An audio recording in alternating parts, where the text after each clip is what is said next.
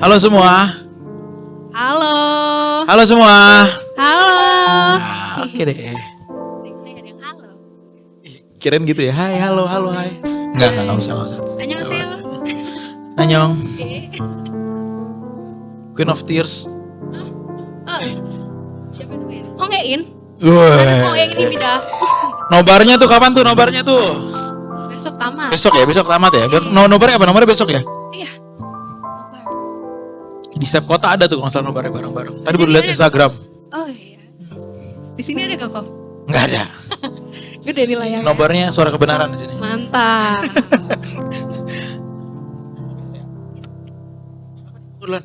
Oke, langsung Koko duluan. Oke, teman-teman, ini kelas dating which is ini kelas yang Koko pikir kalian sudah berpacaran ya, betul gak? Ini semua pacaran belum sih? Hah?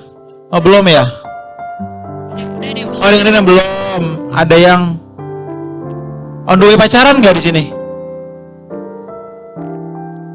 Ini pada malu banget nih, sumpah nih. Bisik jawab. Tahu bisik-bisik, gue nggak denger loh.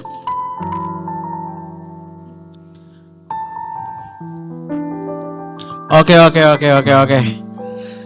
Kalau lihat dari sini beberapa pada bawa pasangannya, beberapa bawa pacar impiannya, sharing sendiri soalnya. That's okay. Mungkin pacarnya nggak bisa ikut. Oke, paving way to the next chapter. Gak bisa dipungkirin teman-teman ya, pacaran itu menjadi suatu hal yang sangat membangun kalian kalau kalian menemukan yang benar. Gak bisa dipungkirin. Dan perubahan atau perjalanan pertumbuhan kerohanian kalian ketika menemukan jodoh yang benar, itu pasti bisa kalian rasakan. Kuncinya di sini adalah perubahan sebenarnya. Kuncinya adalah perubahan. Dan perubahan sampai di titik teman-teman bisa rasain. Jadi perubahan tanpa teman-teman bisa merasakan, itu belum signifikan. Oke, mungkin orang dekat kita bisa melihat itu lebih dulu. Tapi kalau kalian sampai sadar, iya ya, dulu gue begini sekarang enggak ya. Nah, itu perubahan yang cukup besar berarti. Karena kalian bisa rasakan. Nah, pertemuan dengan jodoh yang tepat, atau di sini kan lagi dating ya, belum married ya. Pertemuan dalam perjalanan untuk menuju pernikahan yang tepat, itu akan membuat kalian akan menjadi pribadi yang semakin kudus. Membuat kalian menjadi pribadi yang berubah. Jadi jangankan menikah ya, pacaran aja dengan orang yang tepat, kalian makin better kok. Kalau saya nggak mau married deh guys, pacaran dengan orang yang benar aja, kalian akan menjadi orang yang lebih baik. Nggak mungkin enggak. Ini yang membuat, maaf ya, orang tua yang dulu nggak setuju bisa jadi setuju loh. Kan pasti banyak yang ya ada pacaran orang tua nggak setuju gitu. Tapi orang tua bisa setuju karena kalian menjadi baik.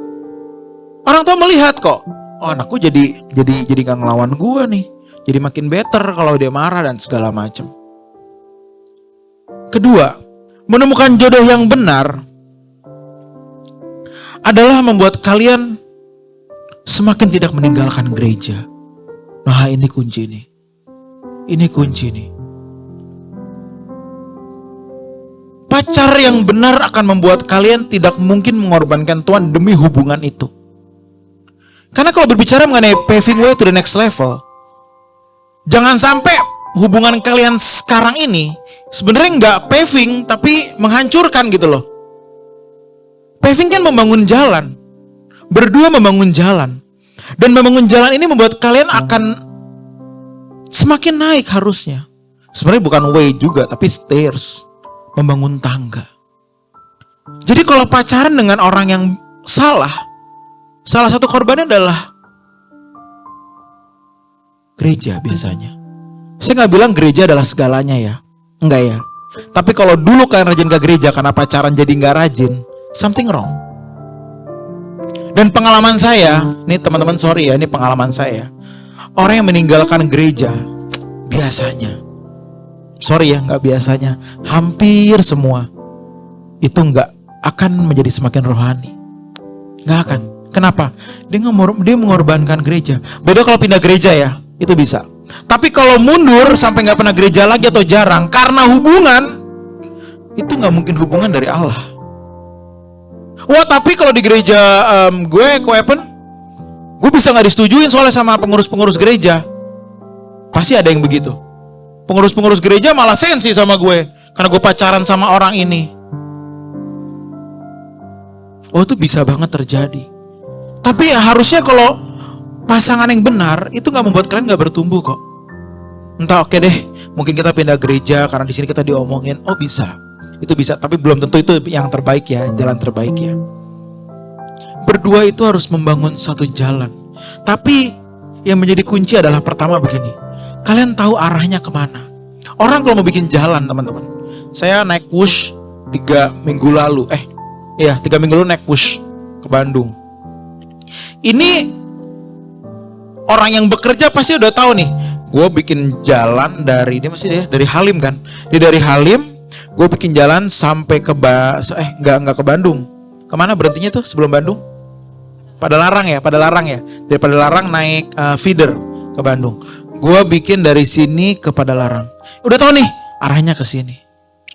Nah, berbicara mengenai paving way together, ini berbicara mengenai dua pribadi yang memiliki satu tujuan yang sama. Yuk kita pacaran, kita mau kemana? Percayalah ketika kalian pacaran tanpa tahu arah yang sebenarnya, happy pun itu bukan arah yang sebenarnya. Oh, gue mau happy karena dia cocok. Itu bukan arah yang benar. Happy itu menjadi add-on, topping dari hubungan kalian yang benar sebenarnya, bukan tujuan hubungan yang benar. Oh, berdua kita mau senang-senang aja. Belum lengkap, teman-teman. Tapi kalian berdua udah tahu ketika pacaran, aku mau berjalan dalam Tuhan, aku mau sama-sama melayani Tuhan. Itu udah satu goal tuh. Tapi kalau mau goal lebih jauh lagi ya, yuk kita sama-sama berkenan agar nanti kita bisa ke surga sama-sama. Itu goal yang tepat, goal final. Dan gak ada yang bisa mengalahkan goal itu, teman-teman. Gak ada. Aku tahu arahku kemana, itu yang pertama. Kedua, bukan hanya arah ya. Ketika kalian mau bangun satu jalan, apa? Bahannya sama. Bahannya sama. Bahan di sini ngomongin banyak hal, teman-teman. Ya, apa yang kalian, asupan kalian apa selama ini, pergaulan kalian selama ini seperti apa. Itu pengaruh tuh ke bagaimana kalian sama-sama membangun. Karena kan kalau ngomongin misalkan taruh konblok ya, yang bentuknya kayak begini-begini jalanan. Ini begini. Ini ukurannya masih sama nih. Kalau enggak ntar tiba-tiba ada bergelombang. Harus sama nih. Ini bahannya apa nih? Apa yang aku serap selama ini dalam hidup aku? Selama berpacaran, apa asupan yang kita terima? Selama berpacaran, bagaimana Allah menuntunku? Itu salah satunya. Asupan yang benar. Bahan dasarnya masih benar. Dan ini sorry ya teman-teman ya. Maaf nih ya, gak bisa dipungkirin ya. Latar belakang pengaruh. Keluarga pengaruh. Ekonomi pengaruh. Pendidikan pengaruh. Terus ngomongin jodoh itu gak cuma ngomongin cinta. No. Itu berbicara mengenai satu whole diri seseorang. Gak cintanya only, tapi satu whole diri seseorang. Masa lalu, keluarga, pahitan, kekecewaan masa lalu, trauma masa lalu, mental health issue, itu pengaruh. Jadi mungkin ntar bisa nanya, berarti kalau gue ketemu pacar yang begini, berarti bukan dia dong? Belum tentu juga. Tapi begini, orang tuh punya bahan dasarnya masing-masing. Nah, ini yang harus dikonsider. Perbedaan suku bisa jadi masalah nggak? Oh, bisa. Cinta mengalahkan perbedaan suku. Maaf ya. Perbedaan suku itu berbicara mengenai nanti ke perbedaan keputusan, cara berpikir, karakter. Ini saya nggak ngomong salah bener nih, tapi ngomongin perbedaan cara berpikir. Yang satu iritnya minta ampun, yang satu royalnya minta ampun. Oh, bisa PR tuh. Karena itu ketika kita mau membangun satu jalan, arahnya ke sini, kita menyamakan bahan yuk. Ayo, latar belakang kita gimana? Yuk, oke, latar belakang kita berbeda, tapi yuk kita memiliki asupan yang benar. Asupan ini menjadi bahan kalian untuk membangun jalanan. Kedua, tadi bahan ya. Yang ketiga tau gak apa? Cara kerjanya sama. Arah tujuan, bahan kalian yang tadi saya katakan, asupan kebenaran, jam doa kalian, input kalian, pergaulan kalian. Ketiga apa? Cara kerjanya sama. Kalau satu sering berdoa karena mencari Tuhan tapi satu yang enggak, itu kinerjanya udah beda.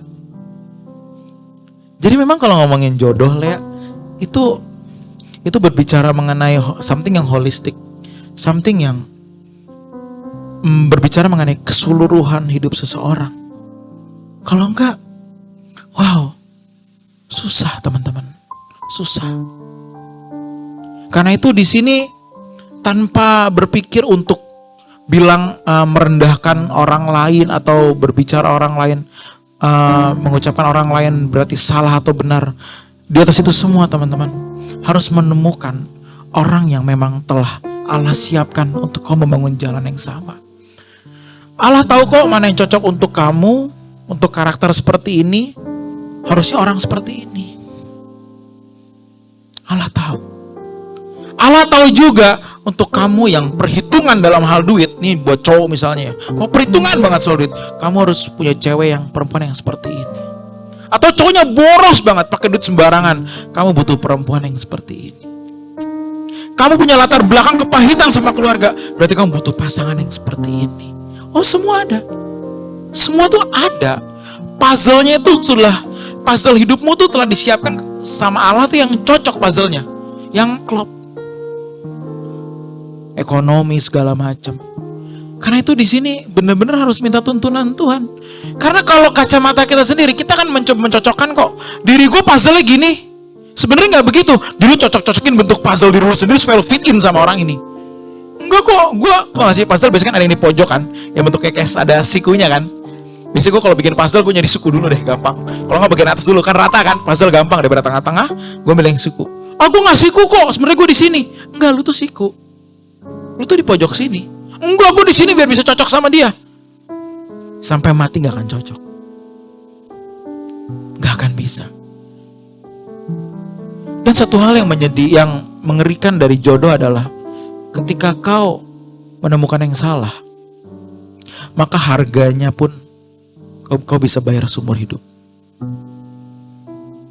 Orang bisa berubah kok, yes, tapi tetap ada harga. Orang kalau mengasihi Tuhan bisa berubah kok, yes, setuju banget, tapi tetap ada harga. Dan jangan dipikir harga itu murah. No, kau membayar harga dari pribadi yang tidur sama kamu. Orang yang tidur sama kamu. Orang yang terus sama kamu siang malam di rumah. Kau membayar harga orang ini. Dan itu bukan suatu hal yang bisa dianggap remeh. Karena itu kalau di sini mungkin ada yang belum menikah ya. Mungkin rata-rata belum menikah di sini ya.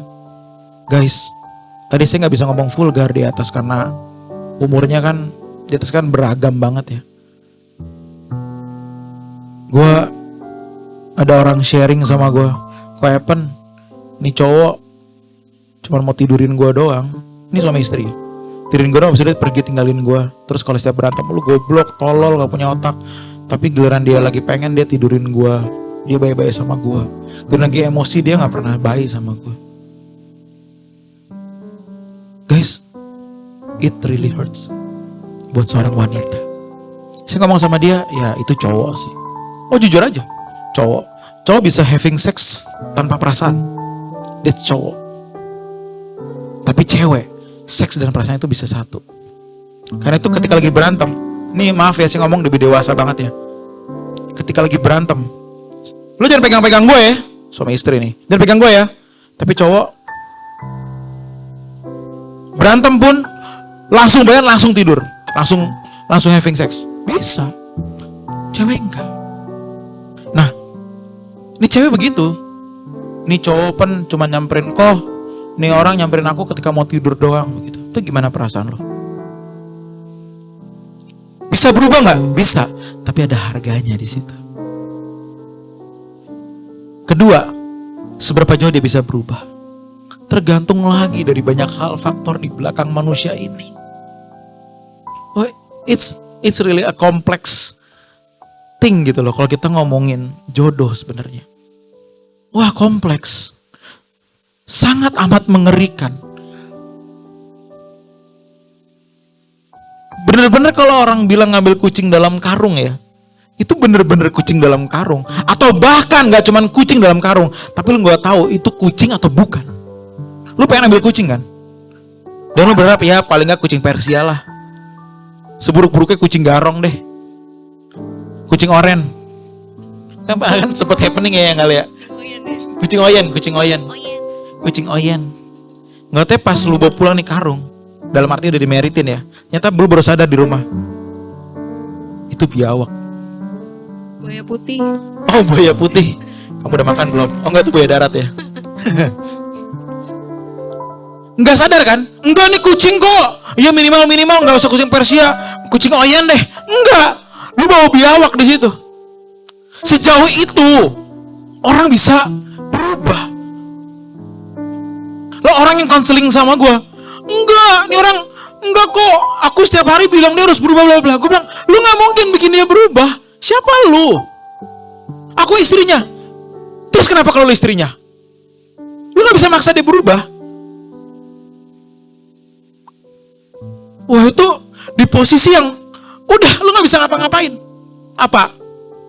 Cerai nggak bisa, nggak boleh. Ini orang yang konseling sama gue, tau nggak apa? Broken home. Jadi dia once cerai dia nggak bisa balik ke rumahnya lagi karena broken home. Kedua, anak dia mau diambil sama lakinya. Dia cuma ngomong gini sama gue doang.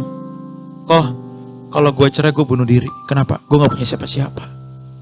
Wah, gue denger itu diam aja gue. Ini ngomong depan gue berdua loh, suami istri loh. Tau gak suaminya? Pas denger itu dia diem. Dia ngapain? Gila, gak peduli lakinya. Ini married under 5 years loh. Gue bilang, kok dia nangis. Buat aku dia segalanya kok. Aku broken home. Kalau kita cerai, anak diambil dia, aku gak bisa pulang ke rumah papa. Aku mendingan mati. Dia nangis gitu kan. Nangis gitu. Cowoknya, gue bilang gila sih. Gue diem aja, gue mau ngomong apa, bingung gue. Itu kondisi yang banyak orang-orang ketika pacaran gak pernah membayangkan. Gak mungkin lah pacar gue baik. You never know. Gue dulu kalau khotbah, dulu banget ya, kalau bawain firman, gue pernah ceritain satu kisah. By the way, kok sampai jam berapa nih? Jam 4 ya? Habis itu tanya jawab 4.00 ya, 3 menit lagi. 4 menit lagi. Iya, oke. Koko sama Om Eras sama tante sama nyokap ya, bonyok ya. Gue pernah malam-malam konselingin orang. Mereka konselingin orang, bukan gue. Gue masih SMA atau kuliah, lupa. Jadi malam-malam kita masih jalan jam 1 pagi. Gue nyupirin mobil. Gue kuliah karena gue udah bisa nyupir. Kuliah gue jalan ke satu rumah 2 tingkat. Bonyok turun, gue parkirin mobil dalam rumah ini. Lantai 2-nya gelap, total gelap. Lantai 1 nyala. Dan di rumah ini lantai 1 cuma ada si pria, bapak, cowok doang. Terus di dalam mereka ngobrol, ya mereka ngomong di ruang makan, gue di ruang tamu, gue nguping aja. Ya gue masih kuliah awal, gue gak ngerti apa-apa. Dia cuma ngomong begini, anak istri saya di lantai 2. Sengaja saya matiin listriknya, supaya kemanasan turun saya bunuh semua. Wah gila. Dan saya bunuh dari anaknya dulu, biar mamanya sedih, baru saya bunuh mamanya. Dia disiapin pisau di dapur buat diambil. Itu gila loh. Akhirnya Om Eras inget banget nih, cuman jalan ke dapur, pisaunya diambilin sama dia, kasih ke gue, simpan. Akhirnya ke mobil, gue taruh di bawah karpet mobil, umpet-umpetin. Udah. Ngobrol terus sampai jam 2:30, 3. Gue di mobil, atau ntar gue turun, gue bosen lah ya, lama gitu kan ya. Istrinya dia tuh sudah sama anak-anaknya 2 orang kalau gak salah. Kepanasan. Biasa orang AC atau ngasih, biasa AC akhirnya enggak kan, pasti gerah banget gitu loh. Sengaja supaya turun gak, gue bunuh. Wah tuh si gila loh. Serem banget loh. Akhirnya besok paginya kita pulang. Om Eras cuma ngomong gini, Babe ngomong gini, apa mereka gak inget ya waktu mereka lagi happy pas pacaran dulu ya? Apa mereka gak inget ya dulu waktu lagi berduaan, lagi PDKT, kan momen-momen yang seru tuh. PDKT mereka gak inget ya?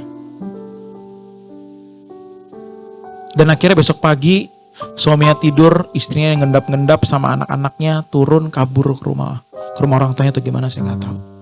Hari ini saya nggak tahu nasibnya kayak gimana. Tapi itu bagi saya pelajaran mahal. Itu satu pelajaran di mana saya bisa tahu bahwa selama pacaran mereka nggak membangun satu jalan yang sama.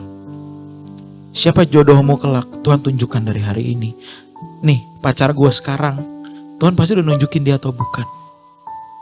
Pasti Tuhan tunjukin. Kenapa? Ini berbicara mengenai penderitaan for another 50 years. 60 years, 40 years. Gak mungkin Tuhan gak menjaga kalian. Tuhan udah kasih unjuk kok gimana karakter. Tuhan tunjukin semua. Dan yang terpenting, Allah pasti menunjukkan dia untukmu atau bukan. Gak mungkin Tuhan gak ngomong di sini. Masalahnya kau cari suara itu. Ini mengerikan teman-teman. Dan tadi saya mau ngomong satu hal di atas, tapi saya lupa mau ngomong ini. Tuhan pengen kalian punya rumah tangga yang indah. Trust me. Tuhan pengen kalian sama-sama punya anak yang sehat, ekonomi yang baik, membangun rumah tangga yang indah, dan melayani Tuhan selama-lamanya. Gak usah Bapak ya. Saya juga senang kalau ngeliat orang, enaknya rumah tangganya indah ya. Kita pun happy kok. Apalagi Bapak di surga yang mencintai kalian lebih dari segalanya. Jangan anggap remeh cinta Allah. Jangan pernah anggap berpikir Allah gak sayang sama kalian. Dia selalu ada untukmu.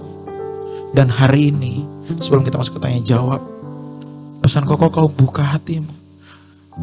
Beranilah bertanya, Bapak dia atau bukan. Sampai H-1 bahkan H-12 jam, H-6 jam pernikahan, selalu berani bertanya, kalau dia atau bukan. Kalau bukan, aku berhenti di sini. Selalu punya space untuk lo berhenti. Ingat pesan gue, selalu punya space untuk lo stop hubungan lo sama pacar lo hari ini. Kalau salah, selalu punya space, selalu punya space, selalu punya space, selalu punya space. Dan biarlah di space itu Allah bisa bergerak. Allah menuntun, Allah menegur dan memberitahu kalian dia atau bukan. Jangan sampai gak ada space untuk Allah bergerak. Kasih space, selalu kasih space. Dan space ini akan semakin melebar. Space ini semakin Allah yang kau berikan bagi Allah akan semakin luas seiring dengan kedalaman cintamu dengan dia. Semakin luas, semakin luas, semakin luas. Di situ baru kita bisa tahu apakah jodohku ini bisa membangun satu jalan yang sama atau enggak. Gitu ya teman-teman ya. Jadi saya harap sharing singkat ini sebelum kita tanya jawab menjadi satu tuntunan bagi kalian. Dan pesan saya sebelum kita tanya jawab, jangan pernah ragu berkata no untuk pacarmu hari ini. Oke, Lea. Thank you banget Kak buat sharing yang mantap banget. Sama-sama. Oke, aku mau ingetin lagi untuk yang mau bertanya, bisa langsung scan barcode di belakang aku ya.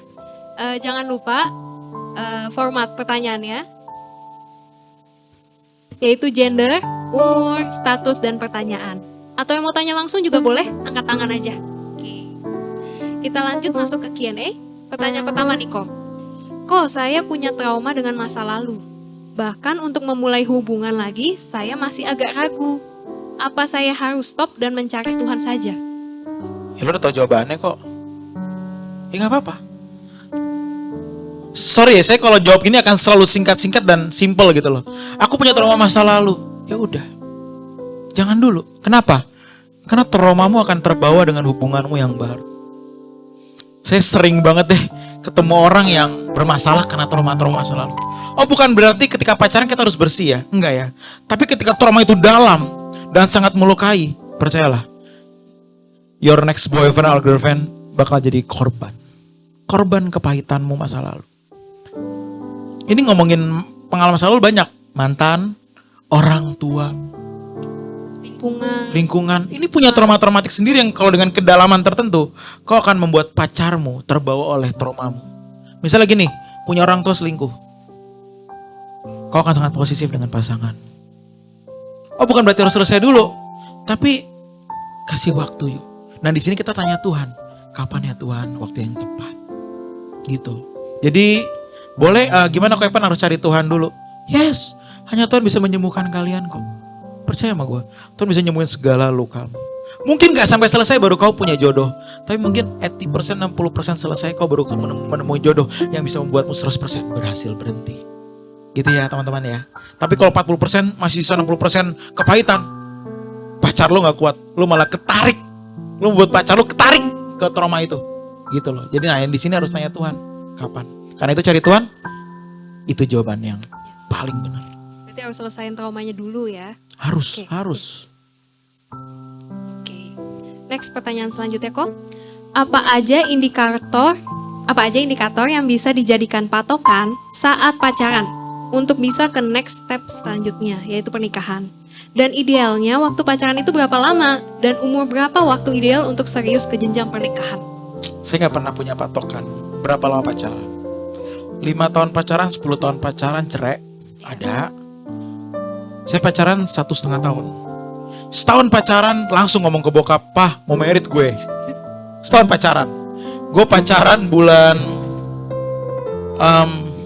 kok lupa ya. Untung gak ada lah istri gue. Gue pacaran pokoknya bulan Ya. Februari apa Januari kalau nggak salah. Februari. Pacaran Februari. Februari tahun depannya lamaran. Bukan Februari deh, April kalau nggak salah. Habis itu ngomong, "Pah, aku mau merit." Oh sorry, 6 bulan pacaran, setahun depannya merit. Nah ini dia, maaf. Lebih cepat lagi malah ya. Iya bener-bener, 6 bulan pacaran. Gue ngomong ke bokap, Oktober. "Pah, aku mau merit tahun depan." Oke, tahun depan merit. Oktober. Januarinya apa kalau Chinese Sangjit, Januari. Meritnya Oktober tanggal 31. Jadi merit gue barengan Halloween tuh. Jadi barengan Halloween. Itu jadi 6 bulan pacaran langsung ke merit. Jadi kalau misalkan nanya Koko kapan patokan lama pacaran yang tepat ya? Gak ada patokan. Tapi sampai ke titik dewasa mana nih yang penting? Bukan pacaran. Misalnya kalau pacaran dewasa gak usah terlalu lama. Saya kalau ngomong sama teman yang udah oke, udah lu meritnya gak usah lama-lama. Gue ngomong gitu kan. Merit aja gak usah lama-lama. Kenapa emang udah sama-sama aman kok? Secara ekonomi oke, keluarga lu tahu nggak? Nyokap lu tahu, bokap lu tahu nggak tentang dia? Tahu, saya tahu. Oke, saya udah aman. Terus gimana? Sama pelayanan oke, terus kok perhatiin. Ini dulunya oke nih, secara karakter mencintai Tuhan. Udah merit aja, nggak usah pacaran lagi, ngapain buang waktu? Nah gitu. Patokannya, kalau ditanya apa patokan yang benar, ini sebenarnya agak random, tapi yang pasti ya, yang pertama ya, dia udah punya kerjaan sih. Itu basic sih. Gue nggak ngomongin gaji berapa ya, tapi punya kerja. Orang yang nganggur sekian tahun, gak usah jauh deh, 6 bulan nganggur dan dia merasa baik-baik aja, itu udah mulai males. Maaf ya kalau ada yang nganggur di sini ya, pesan saya buat kalian yang nganggur, jangan kelamaan nganggur, lu makin males. Setahun nganggur, kok Evan dia baik sih, tapi setahun nganggur, tunggu dulu nih, nanti once married bisa lebih malas lagi nih, apalagi kalau lu punya duit. Saya ngomong gitu, pekerjaan,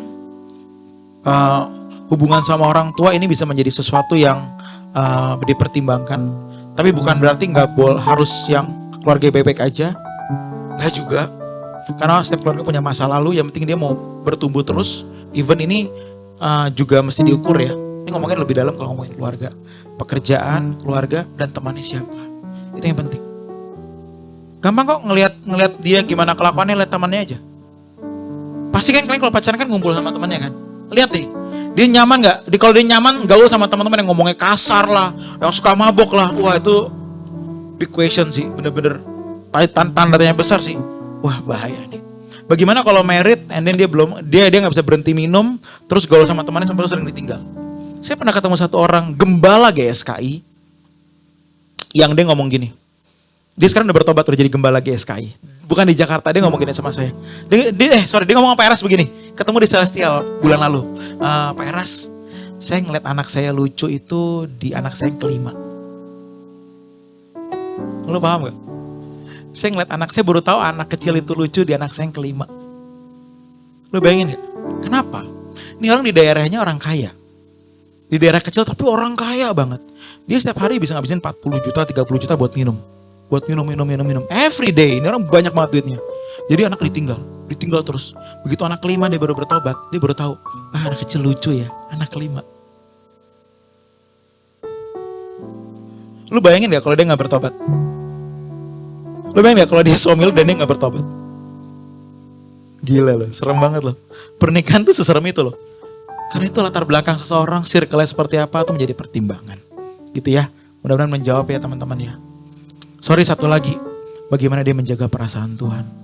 Dia bisa salah, tetapi seberapa dia berjuang untuk bertobat. Itu menjadi satu hal yang harus kalian highlight di hubungan kalian. Gitu ya. Oke. Kalau untuk umur yang idealnya kok buat pernikahan? Kalau cowok I think di atas 25, 26, cewek di atas 23, 24. Itu kalau secara psikologis itu umur yang sudah matang.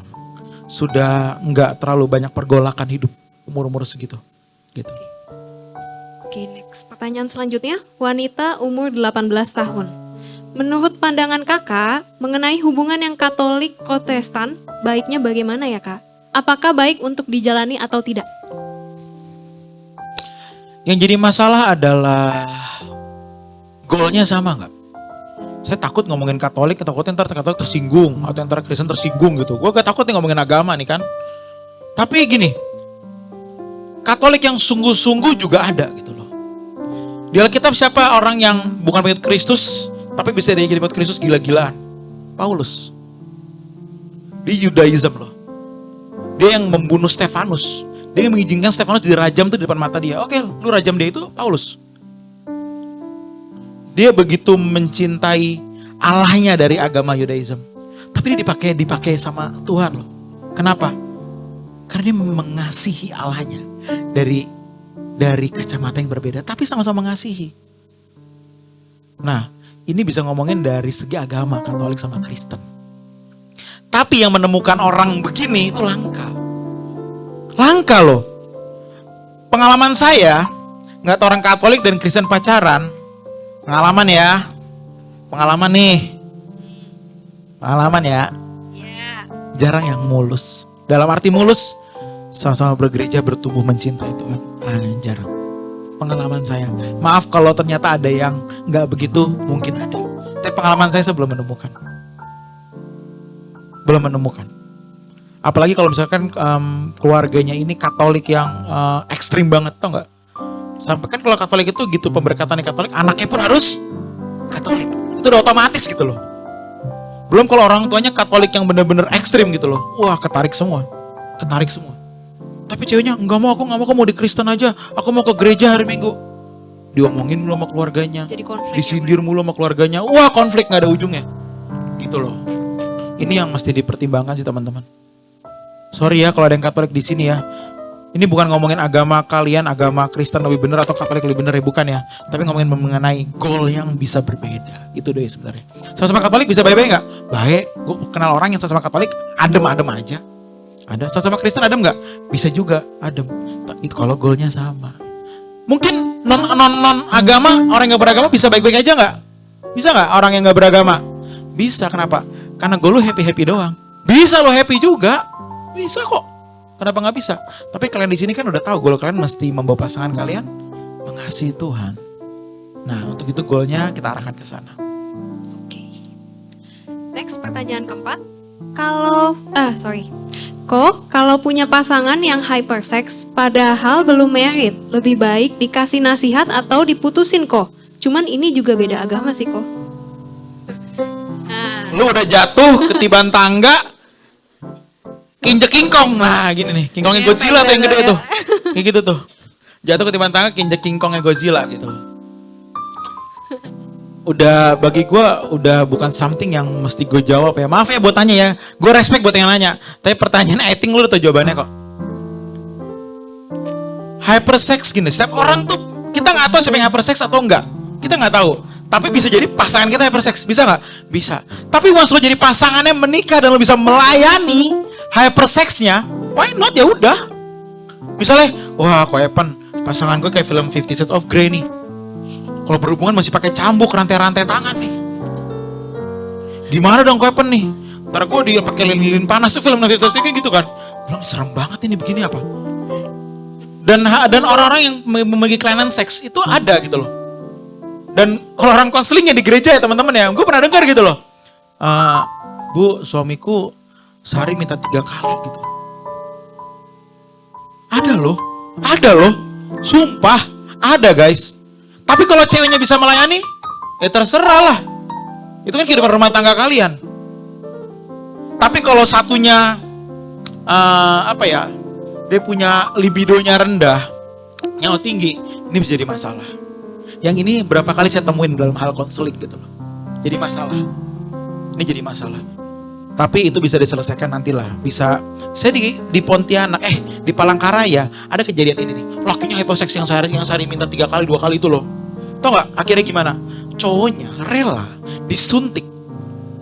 Rela disuntik satu hormon yang membuat hormon testosteron yang bikin libido saya lupa turun supaya dia nggak menyiksa istrinya, supaya istrinya nggak stres ngelainin dia. Saya cuma bilang hebat juga nih laki lo. Hebat loh, dia mau menurun suntik gitu kan nggak tahu ada efek sampingnya apa supaya dia turun. Wow, hebat loh. Nah itu terjadi di Palangkaraya. Pernah terjadi kayak begitu. Jadi soal kelainan seksual atau kayak gimana, once kalian enjoy, ya enjoy it together, that's okay. Pacarku kalau hubungan seks kata-katanya mesti kasar gitu. Ini sih di film-film ya, film-film Hollywood gitu misalnya. Jadi kalau berhubungan seks mesti ada kata-kata yang ada kata unsur kasar gitu loh. Gue gak mau contohin gue. Gue mau contohin. Ada kayak begitu-begitu loh, biar dia puas gitu loh. Tapi kenapa kalian? Tapi yang banyak saya denger yang hyper. Saya ada juga sih yang pakai kekerasan ya. Ada juga. Tapi kalau ternyata cewek, aku seneng kok, aku puas kalau aku digampar-gampar misalnya gitu. Oh ada yang seksnya bisa memuaskan ketika dia diperlakukan kasar gitu loh. Ada juga yang begini gitu. Ini kelainan seksual ya, karena psikologis ya. Kalau sama-sama enjoy mah terserah lah. Selama gak jadi batu sandungan dan membuat kalian semakin better harmoni rumah tangga kalian, itu terserah.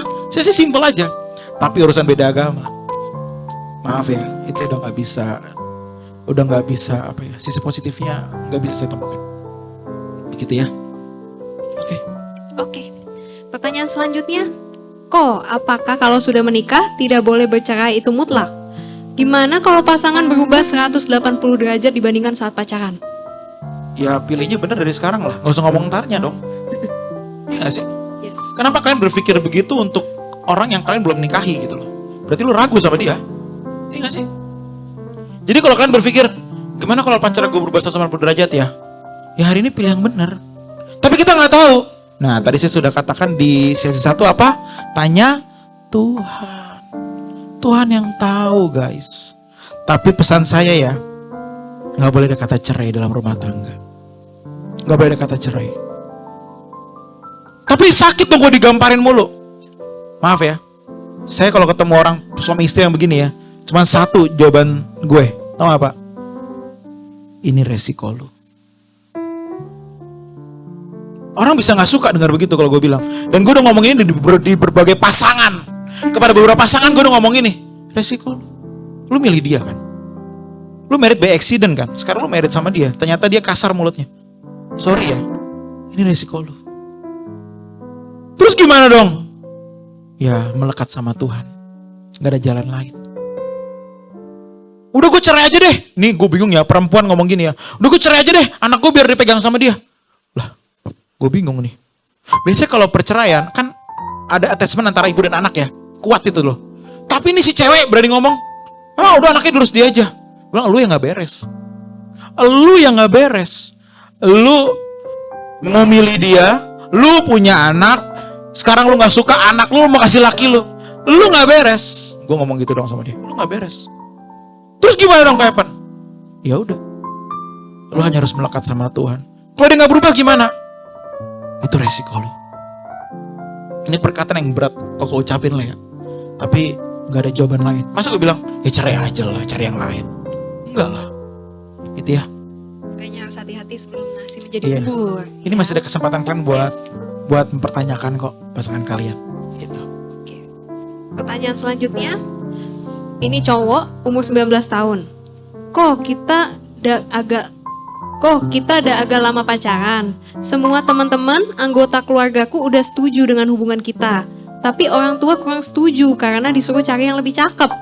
Gimana tanggapan Koko? Kurang cakep begitu ya. Gila, kasihan banget sini.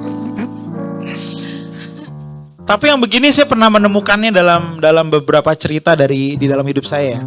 Orang tua nggak setuju karena fisik gitu loh. Pertama karena karena berat badan. Kedua pernah terjadi karena tinggi badan. Yang ketiga karena muka. Dan gue salah satu korban. Yang nggak disetujuin karena gue gemuk dulu. Kamu jangan pacaran sama dia, kenapa? Dia gemuk. Kenapa emang ya mah? Karena papamu meninggal karena sakit jantung. Jadi dia gak boleh pacaran sama gua nih, anaknya perempuan kan. Kenapa? Karena gua gemuk. Takutnya gua sakit jantung kayak bapaknya meninggal. Wah, itu enggak ya? Itu gue saking mau memperjuangkan ya. Gue sebulan 10 kiloan tuh. Gila loh, gue bener-bener makannya, wah gue biasa makan daging jadi gado, ketoprak gitu terus. Turun lah. Begitu udah turun gue tunjukin nih. Sama ya gue ngomong ke mamanya, tante lihat nih, gue kurang gue nggak gituin. Tapi begitu gue ke rumah dia, tetap aja nggak dikasih, karena masih gemuk. Karena berat gue banyak. Ya katakanlah 110 lu turun 10 tetap 100. Kurang. Iya kan, gitu loh. Ya nggak, gue masih turun 30 kilo biar bisa memenangkan hati mamanya gitu loh. 10 kilo aja gue udah struggle, gila kali 10 kilo udah nggak bisa makan macam-macam gue. Ya gue pernah ngalamin itu loh. Tapi kalau buat gue ya guys, orang tua nggak setujuin itu, yang pertama bisa jadi cara Tuhan untuk memperingatkan kalau bukan dia. Lu suka nggak suka ya, hal ini bisa terjadi. Dan hari ini gue menemukan bahwa untung dulu gue ditolak. Kenapa? Karena kalau nggak gue nggak menemukan CMP. Serius banget. Kalian kan berpikir, wah gue ditolak nih, kurang ajar, gue kecewa. Enggak, gue masih perjuangkan. Enggak, udah ada yang lebih baik yang Tuhan sediakan kok. Santai aja. Jadi kalau orang tua gak setuju karena fisik, iya aja udah, gak apa-apa. Nanti kalau ternyata orang tua berubah pandangannya, berarti ya Tuhan mengokein. Nah, simple gitu aja. Kok simple kok gitu doang. Oke? Jadi gak usah sampai stres-stres banget ya teman-teman ya, karena fisik ya. Ingat, di Korea banyak pabrik operasi plastik gitu sebenarnya sih ya. Yang penting orang tua oke dulu lah. Urusan muka, badan, lu mau diet tuh tanya gue deh. Gue punya banyak tips diet kok. Lo main 40 kilo loh, gue udah mau turun lagi, naik lagi aja nih. Boleh kok di-spill. Oke, kita buka seminar diet ya abis ini. Oke, pertanyaan selanjutnya dari pria umur 25 tahun.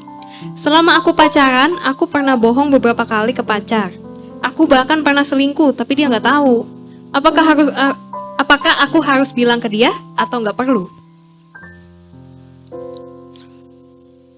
Nggak harus, pasangan kita nggak harus tahu semuanya kalau kita memang udah bertobat.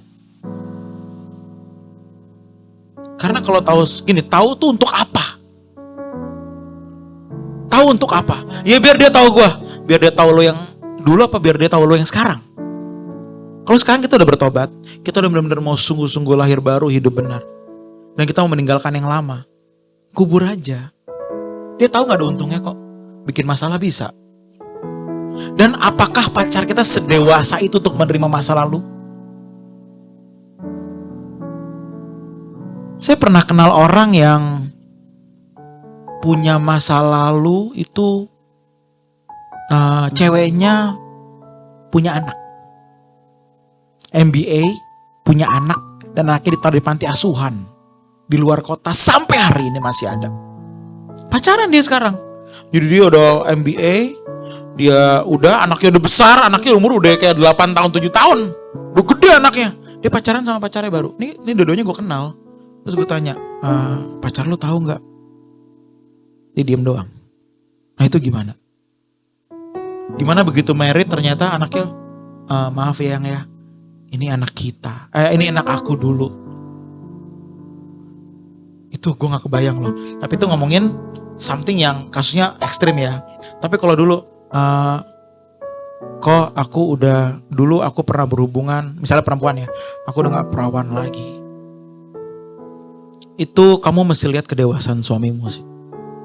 Itu bukan something yang kalau kamu gak omongin berarti celaka, enggak. Dulu aku pernah berhubungan, aku harus jujur enggak? Kalau dia dewasa jujur lah. Tapi ntar gimana dia gak mau sama aku? Berarti dia gak sayang sama kamu. Gini loh teman-teman, ketika kau pacaran hari ini, kau berhadapan dengan manusia hari ini, ngerti gak? Kau berhadapan dengan manusia hari ini, bukan manusia yang dulu. Jangan pernah membawa masa lalu seseorang ke hubunganmu hari ini. Itu gak pernah baik. Kenapa? Karena ketika dia udah bertobat, berjuang bertobat, dan kau masih membawa masa lalu dia, kamu jahat. Tuhannya mengampuni dan melupakan, kenapa kamu enggak? Jadi kau harus menemukan jodoh yang memang matang ketika kau mau menceritakan masa lalumu. Tapi kalau kau tahu, kok Evan kalau gue ceritain dia tinggalin gue, itu bisa beberapa option. Yang pertama, dia beneran sayang gak sih sama lu? Yang kedua, apakah mendingan gue cerita sekalian? Nah di sini kan mesti ada konseling nanti kita ngobrol. Tapi yang sebelum lanjut ke pertanyaan selanjutnya, yang mendasar adalah gak usah membawa yang dulu. Udah itu lebih aman. Selama kalian mau bertobat gak ngulangin lagi. That's okay. Gitu ya. Next pertanyaannya dari cowok umur 23 tahun, single. Kalau salah satu pihak dari pernikahan ada yang diancam dibunuh dengan pihak lain, mungkin maksudnya diancam sama pasangan atau dengan keluarga pasangan, apakah masih tidak boleh cerai? Ini pacaran kan? Single. Urusan lu apa terus? Jadi kesel gue. Ini nanya buat siapa ya ini ya? Makanya coba yang nanya ini guys, lu ketik lagi yang rapi. Kalau salah satu pihak dari pernikahan ada yang diancam dibunuh dengan pihak lain. Nah ini maksudnya mungkin diancam sama pasangan. Mungkin rekannya atau keluarganya. Ya, atau dengan keluarga pasangan, apakah masih tidak boleh cerai? Apakah masih tidak boleh cerai? Artinya kalau artinya kalau melanjutkan hubungan dia dibunuh. Betul gak? Statusnya Lu juga keluarganya. bingung. Lu bingung gimana gue, lu banyak lu. Betul gak? Artinya kalau dia gak cerai dia dibunuh. Apakah masih tidak boleh bercerai? Begitu kan? Ya, Betul nggak? kurang lebih seperti itu. Betul. Gue gak bisa jawab sih. Ini mesti pastoral banget sih. Ini masih pastoral banget. Tapi ingat loh, Alkitab ketika berbicara gak boleh bercerai. Kecuali, ada kecuali loh. Aduh, saya lupa di mana ayatnya. Tidak boleh bercerai kecuali pornos. Kecuali perzinahan. Berarti masih ada celah di situ. Tapi kan kalian mungkin ada yang bilang, tapi kan katanya kan apa yang dipersatukan Allah tidak bisa dipisahkan. Yes, itu konteksnya ketika Allah yang mempertemukan. Lah kita kan sekarang kan ketemu, merit emangnya siapa yang pertemukan? Siapa yang mau suruh kita jadian? Belum tentu Tuhan kan? Terus kita bawa ke mimbar, Tuhan ini jodohku. Tuhan bilang, sebenarnya bukan dia sih. Tuhan ini jodohku. Nah sebenarnya bukan. Enggak, Tuhan aku mau sama dia. Tuhan please Tuhan. Ya udah oke. Aku berkati kalian ya. Kan sebenarnya begitu. Tapi ternyata Alkitab ngomong begitu loh. Tidak boleh bercerai kecuali pornos. Pornos itu berzina. Berarti masih ada celah yang bisa kita bahas di situ. Saya nggak bilang iya ya, tapi kita bahas secara pastoral. Bagaimana dengan perempuan yang digamparin setiap hari, dipukul terus? Coba deh nanya Abam. Nonton Abam nggak teman-teman? Kadang-kadang jawaban peres kan juga agak-agak ya gitu-gitu kan. Karena memang pada realitanya rumah tangga itu nggak seindah apa yang dirancang Allah. Lu salah pilih, hidup itu kompleks. Gitu loh. Jadi banyak hal harus dipertimbangkan. Ini kayak gini-gini ya. Ini masih pastoral sih. Ini begini kalau oke ya, kalian yang nanyain, siapapun yang nanya ini ya, kamu cari Koko aja, nanti kita coba ngobrol sama konselor atau ngobrol sama Koko, nggak apa-apa. Gitu ya. Thank you. Oke, last question nih kok. Aku pacaran sama dia sudah jalan 6-7 bulan. Tapi Kira 7 tahun. Iyalah. belum ada setahun. Oke. Tapi aku merasa kita masih belum bisa strengthen each other. Aku ngerasa kita masih ngurus masalah sendiri-sendiri. Gimana ya kok? Iya, 6-7 bulan sih. Kayaknya harusnya masih belum banyak bisa belum banyak progres sih kalau menurut gue sih ya. Belum banyak progres sih ya. Jadi ya sembari kamu berjalan dalam hubunganmu ini, kamu tanya Tuhan. Udah itu aja kuncinya. Saya nggak bisa menguatkan ya. Mungkin bisa jadi clue sih. Bisa jadi clue kalau bukan dia. Tapi mesti ditanya Tuhan lagi. Gitu ya. Oke. Udah habis nih. Aduh. Seru padahal, ya udahlah. Oke, thank you banget kok. Evan untuk Sama-sama, sharingnya. sama-sama, Makasih Lea. banyak. Thank you semua, thank you semua, Tepuk tangan nih. thank you Terima semua. kasih. By the way, kalau saya tuh di Instagram, ini sekalian ngomong terakhir ya, di Instagram saya tuh hampir tiap hari ada orang curhat soal pasangan dan segala macam. Jadi kalian kalau mau cerita one day, dan kalian kalau mau cerita, kalau nggak that's okay, kalian bisa chat Instagram saya aja, ntar kita ngobrol di sana. Biasanya saking panjangnya gue jawabnya pakai voice note gitu loh, karena gue ngetiknya males gitu loh. Lagi nyupir jadi gue ngomong gini, kamu harusnya begini, udah nggak apa-apa, diemin aja. Nah itu semua via voice note. Kalau kalian mau, kalau nggak apa-apa ya. Saya ngomong ini biar kalian paling nggak tahu kalau ada teman yang tempat kalian bisa cerita gitu aja. Oke.